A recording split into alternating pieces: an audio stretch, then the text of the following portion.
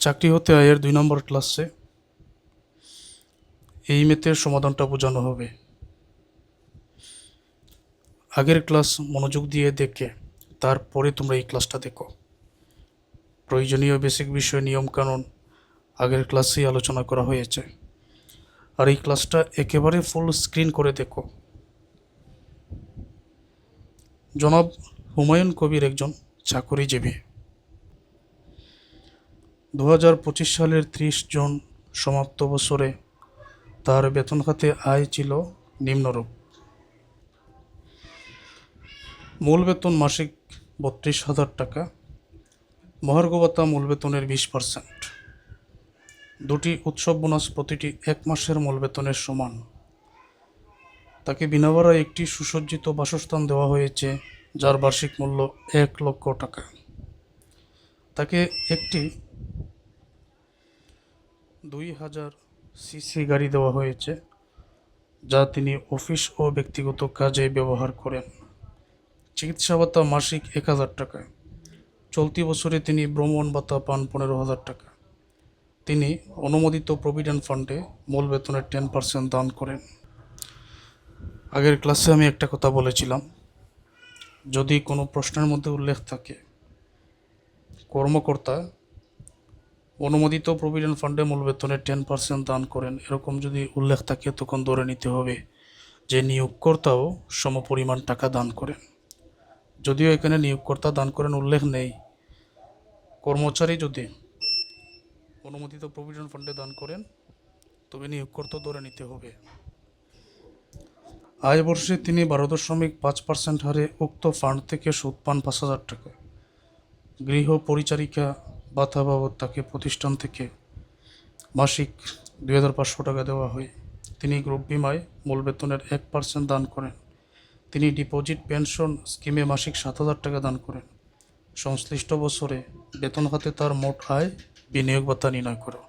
আচ্ছা, এখন নতুন করে আরও কিছু তথ্য আমরা এই ক্লাসের মধ্যে জানব, আর যে তথ্যটা জানব এটা অন্যান্য ক্লাসের মধ্যেও আমাদের একই নিয়মে প্রয়োগ করতে হবে। সরাসরি আমি সমাধানে যাচ্ছি। তো মোট আয় ও বিনিয়োগ ভাতা নির্ণয় করার জন্য আমি টেবিলটা আগেই অঙ্কন করে নিয়েছি, এখন এখানে বসিয়ে দিব। হাতে কলমে লিখে বোঝাতে চাই।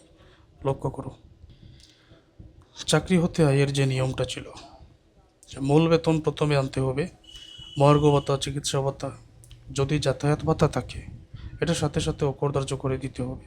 ভ্রমণ ভাতা থাকলে অকরধার্য করে দিতে হবে। উৎসব ভাতা, বোনাস বা এর বাহিরে অন্য কোনো ভাতা যদি থাকে সেটা এখানে অ্যাড হবে। মোট প্রাপ্ত বেতন, তারপর চাকরি হতে আয়ের 1/3 অথবা 5 লক্ষ টাকা যেটা কম সেটাই এখানে আসবে। উপরের টাকা থেকে এটা বিক করে দিলে চাকরি হতে মোট আয় আমরা পেয়ে যাই। তাহলে আমরা দেখি কী কী আসছে এই জায়গায়। মূল বেতন মাসিক 32,000 টাকা, তো যেহেতু মাসিক 12 দ্বারা গুণ করে আনতে হবে। তোমরা এই ক্লাসটা একেবারে ফুল স্ক্রিন করে দেখো, দেখতে যাতে কোনো অসুবিধা না হয়। মূল বেতনটা আগে লিখে দেই। মূল বেতন মাসে 32,000 টাকা, তাহলে 12 মাসে হবে 32 গুণ 12, 3,84,000 টাকা। তারপর আর কি আছে, মহার্ঘ ভাতা মূল বেতনের 20%, মূল বেতনের 20% আমি নিয়ে আসবো। দুটি উৎসব বোনাস প্রতিটি 1 মাসের মূল বেতনের সমান, তো দুটি উৎসব বোনাস 1 মাসের মূল বেতনের সমান। 1 মাসের আছে 32,000 টাকা, তো 2 মাসের হবে 64,000 টাকা নিয়ে আসবো। তাকে বিনা ভাড়ায় একটি সুসজ্জিত বাসস্থান দেওয়া হয়েছে, বার্ষিক মূল্য 1 লক্ষ টাকা। এটা হচ্ছে আবাসন সুবিধা। যদি কোনো সুসজ্জিত বাসস্থান দেওয়া হয় এটা হচ্ছে আবাসন সুবিধা, 1 লক্ষ টাকা আয়ের মধ্যে অন্তর্ভুক্ত হবে। তাকে একটি 2000 সিসি গাড়ি দেওয়া হয়েছে যা তিনি অফিসে ব্যক্তিগত কাজে ব্যবহার করেন। তো বাংলাদেশের করবিধি বই এটার মধ্যে প্রতি বছরে কিছু না কিছু পরিবর্তন হয়। এই যে 2000 সিসি গাড়ি দেওয়া হয়েছে, যেটা যদি গাড়িটা 2000 সিসি হয় তখন প্রতি মাসে 20,000 টাকা করে 12 মাসের হিসাবটা করতে হবে, এটা আয়ের মধ্যে অন্তর্ভুক্ত। আর গাড়ি 2000 সিসি না হয়ে যদি 1500 সিসি ধরা হয় তখন প্রতি মাসে 15,000 টাকা ধরে 12 মাসে যত হবে সেটা আয়ের মধ্যে অন্তর্ভুক্ত করতে হয়। নতুন একটা তথ্য তাহলে জেনে গেলে। যদি গাড়ি দেওয়া হয়, এটাকে বলা হয় মোটর গাড়ির সুবিধা। গাড়ি যদি দেওয়া হয়, যদি 1500 সিসি থাকে, তখন 15,000 টাকা প্রতি মাসে আয় ধরে 12 মাসে যত হবে তত। আর 2000 সিসি যদি থাকে, তো 20,000 টাকা প্রতি মাসে আয় ধরে 12 মাসে যত হবে তত আমি নিয়ে আসবো। তারপর এখানে আছে চিকিৎসা ভাতা মাসিক 1,000 টাকা 12 দ্বারা গুণ করব। চলতি বছরে তিনি ভ্রমণ ভাতা পান 15,000 টাকা, তো ভ্রমণ ভাতা এটা তো অকরদার্য হয়ে যায়, এটা অকরদার্য করে দিব।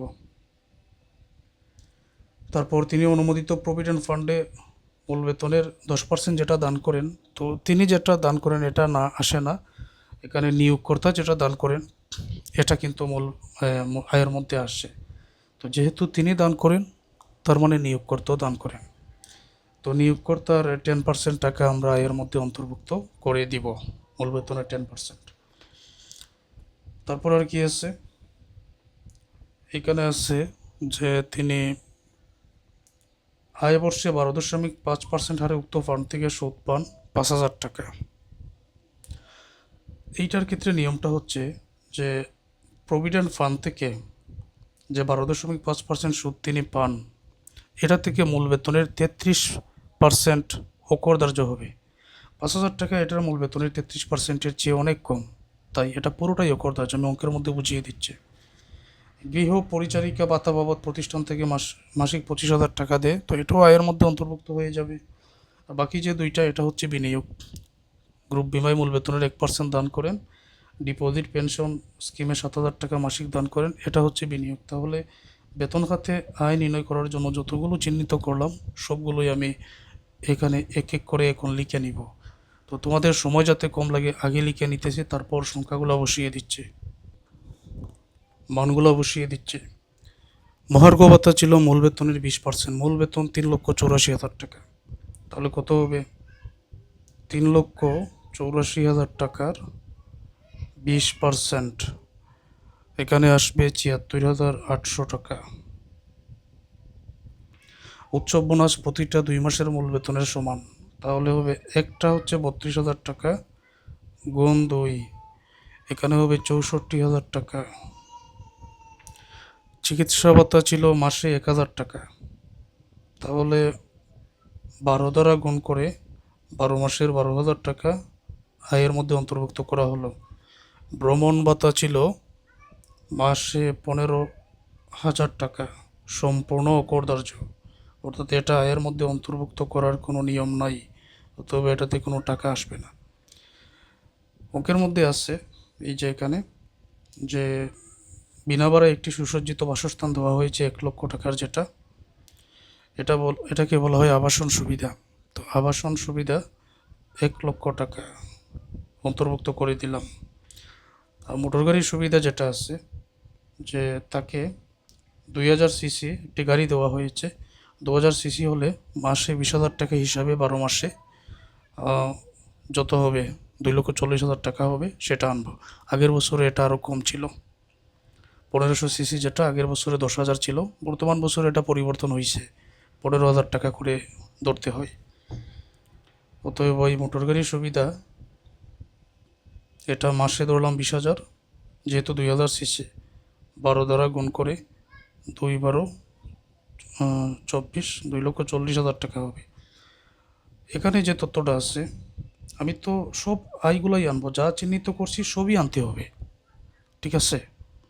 একটার পরে আরেকটা বা শেষের একটা যদি তুমি আগিয়ে বসাও অসুবিধা নাই, সবই আনতে হবে। তো বর্তমানে যেটাই ছিলাম, তিনি অনুমোদিত প্রভিডেন্ট ফান্ডে মূল বেতনের 10% দান করেন, যেহেতু তিনি দান করেন তাহলে নিয়োগকর্তাও দান করেন, আর নিয়োগকর্তার 10%-এর টাকাটা কিন্তু আয়ের মধ্যে অন্তর্ভুক্ত হয়ে যায়। এখন মূল বেতন হচ্ছে এই জায়গায় আছে 3,84,000 টাকা, অতএব নিয়োগকর্তার দান আমরা লিখব 3,84,000-এর 10% গুণ 10% কত হবে? 38,400 টাকা হবে। গৃহ পরিচারিকার বেতন মাসে 2,500, তাহলে 12 মাসে কত হবে? 12 মাসে হবে 30,000 টাকা। প্রভিডেন্ট ফান্ডের সুদ অঙ্কের মধ্যে উল্লেখ আছে এইটা। তিনি অনুমোদিত প্রভিডেন্ট ফান্ডে এটা না, আয় বর্ষে তিনি 12.5% হারে উক্ত ফান্ড থেকে সুদ পান 5,000 টাকা। তো উনি যে সুদ পেয়েছেন প্রভিডেন্ট ফান্ডের সুদ ধরে নিলাম 5,000 টাকা। অকর ধার্য করতে হবে মূল বেতনের 33%। তো মূল বেতনের 33% অর্থাৎ এই যে মূল বেতন 3,84,000 আছে, এটার 33% কত হবে? এই 3,84,000 যেটা আছে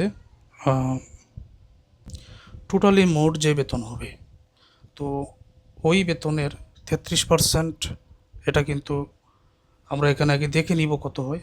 টাকাটা এখানে প্রথমে লেখার প্রয়োজন নাই। এমনিতে তো আমরা বুঝতে পারলাম 5,000 টাকা, এটা তো মূল বেতনের 33% থেকে অনেক কম। আচ্ছা, এটা আপাতত খালি রাখলাম। তো এটার কোনো টাকাই এখানে অন্তর্ভুক্ত হবে না। তো যদি আমি টোটাল টাকাটা যোগ করে নেই, এই 3,84,000 থেকে 30,000 সবগুলা যদি যোগ করে নেই, 9,45,200 টাকা হবে এখানে। মোট প্রাপ্ত বেতন কত হবে? 9,45,200। এই যে 9,45,200, এইটার 33% টাকা কত হবে? এখানে যদি আমি বসাই, এটা 33% টাকা হবে 3,11,916। 11,916। 5,000 থেকে তো আর এটা বাদ দেওয়া যাবে না, এত টাকা তো আর অকর্তব্য হওয়ার কোনো সুযোগ নাই, তাই কোনো টাকা এখানে আসবে না। পরবর্তী নিয়মটা হচ্ছে, যেটা থেকে বাদ দিতে হবে চাকরি হতে আয়ের 1/3, যে 9,45,200 যেটা আছে,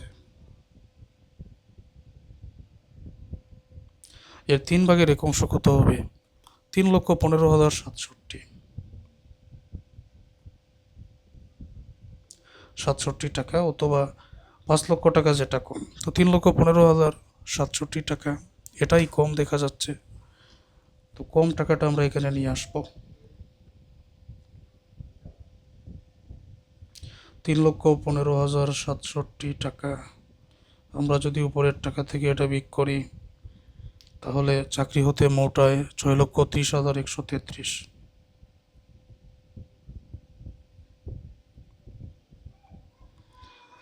চাকরি হতে মোট আয় আমরা পেয়ে গেলাম। এই নিয়ম মেনে এখন কর রেয়াত অথবা বিনিয়োগ ভাতার পরিমাণ নির্ণয় করার জন্য বলা হয়েছে। তো নিয়ম সবাই জানো, জীবন বিমার প্রিমিয়াম সর্বোচ্চ সীমা বিমা মূল্যের 10%। তো এগুলো থাকলে তো নিয়ে আসতাম আগের মতো। মোট বিনিয়োগ বাহির করার পরে মোট আয়ের 3%, মোট বিনিয়োগের 15%, সর্বোচ্চ সীমা 10 লক্ষ, তিনটার মধ্যে যেটা কম সেটাই উত্তর। তো এই জায়গায় আমি দেখতে পাচ্ছি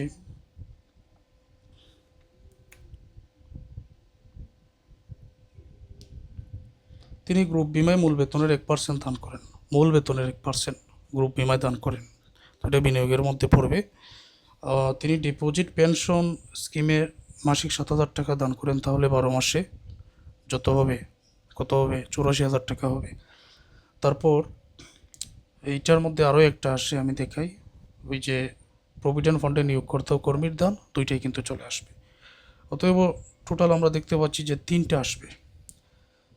একটা হচ্ছে ওই যে তিনি অনুমোদিত প্রভিডেন্ট ফান্ডে মূল বেতনে 10% দান করেন, তাহলে নিয়োগকর্তাও দান করেন, এটা আসবে। নিয়োগকর্তা কর্মীর দান এবং গ্রুপ বিমায় 1%, ডিপোজিট পেনশন স্কিম মাসিক 7,000, 12 মাসে 84,000, এই 3টাই আসবে। তো 3টা আমি এখানে আগে লিখে নেই। নিয়োগকর্তা কর্মীর দান আমরা আগে দেখেছিলাম মূল বেতনের 10% 38,400 টাকা, তাহলে 2 দ্বারা গুণ করে এটা হবে 74,800 টাকা। গ্রুপ বিমায় দান মূল বেতন 3,84,000-এর 1% 3,840 টাকা। ডিপোজিট পেনশন স্কিমে দান মাসিক 7,000 টাকা, তাহলে 12 মাসে হবে এখানে 84,000 টাকা। তো এটা নিয়ে একটা নিয়মও আছে, 84,000। আরেকটা হচ্ছে সর্বোচ্চ সীমা 1,20,000। কোথায় নিয়মটা আছে? এই যে ডিপোজিট পেনশন স্কিমে দান আবার সর্বোচ্চ সীমা 1,20,000, কম যেটা সেটাই। তো এটা লিখতে হবে, আমি লিখে দিলাম সর্বোচ্চ সীমা 1,20,000। ছোটোটা কত আসবে? 84,000 টাকাই আসবে, আর তো নাই। তো যোগ করলে এখানে মোট বিনিয়োগ কত হবে? মোট বিনিয়োগ আমরা পাবো 1,64,640।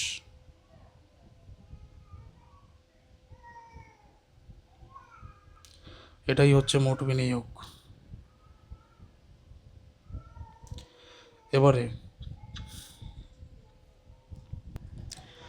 যে নিয়মটা আমরা জানি, চাকরি হতে মোট আয় 6,30,133 আসছে, আর মোট বিনিয়োগ 1,64,640 আসছে। তো মোট আয়ের 3%, মোট আয়ের 3%, এটার মানে হচ্ছে 6,30,000, 30,133-এর 3%। তো এটার 3% কত হবে? 18,904। বিনিয়োগের উপর 15%, অর্থাৎ 1,64,640-এর 15%, 24,696। সর্বোচ্চ সীমা 10 লক্ষ। এই তিনটার মধ্যে ছোট যেটা, ক খ গ, এই তিনটার মধ্যে ছোট হচ্ছে 18,904। এটাই উত্তর।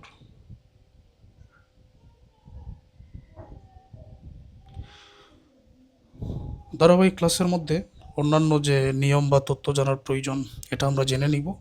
শুধু ধৈর্য ধরে ক্লাসগুলো দেখতে হবে। ধন্যবাদ সবাইকে।